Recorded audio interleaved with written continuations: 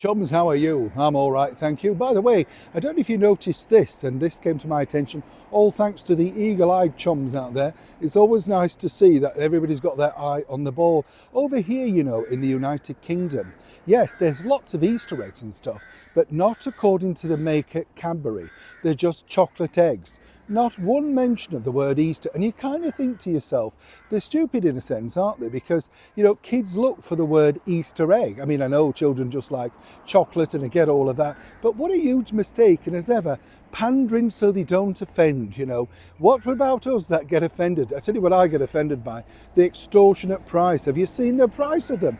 They're all box, aren't they? But you've worked your way through a few, I know. That's the thing, isn't it? Now let's get to your story of the day.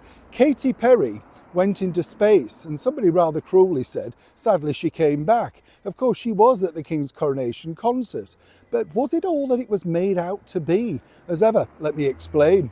Good to see you. Let's have a lovely wave. Thank you for joining me. Katy Perry, of course, a big pop star way back. And in the last few years, as many pop stars do when they reach a difficult age, and I'm being kind here, chums, it's hard for them to suddenly, re-emerge as the international pop icon, particularly in the very difficult game of music. There are very few that can do it. Madonna, Kylie Minogue, George Michael, say when sadly he was with us, but to transcend being a teen icon into a more serious artist. So you could understand why Katy decided to hop off into space on the Blue Origin, right, alongside the ubiquitous Gayle King. Now, Gayle decided to share her few bon mots with apparently how people were not taking this whole trip seriously. Now, I don't know about you, but all the female astronauts around the world that have studied and taken a lot of time out to make sure that this was a wonderful achievement, to go into the perimeter of space, not space, for 11 minutes, fully made up with makeup and designer outfits. I mean, it's a bit of a joke, but seemingly Gayle thought this was a major achievement for womankind, and really she should have had more kudos for doing it. Yeah, take a listen. But Katy Perry was another one in there alongside Lauren Sanchez, right? And basically Katy was hoping that people were going to take her more seriously, not just as an international pop icon, but as a woman, of course, who's struggling to sell her latest album and forthcoming tour.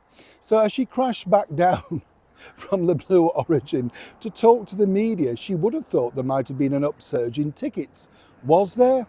Well, sadly not. Over here in the United Kingdom, her tour isn't around till late October time, but nonetheless it hasn't had a huge impact. And according to a very well-placed source now, Katy's decided that perhaps she needs to stop talking about that and get back to music.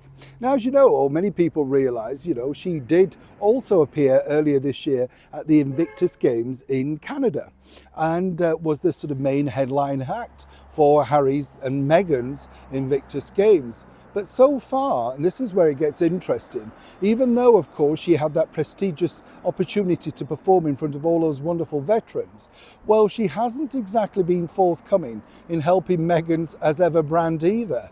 So as you can see, in the world of show business, you can go all the way to space. You can, of course, sing at one of the most prestigious events in, of course, the calendar. But when it comes to it, celebrities are all about one thing, as I've often said here on the show, chums, about themselves. And seemingly Katy can't find the like button for Meghan's Jam, and likewise Meghan can't be bothered on her Instagram to highlight the fact that Katy's got a forthcoming tour.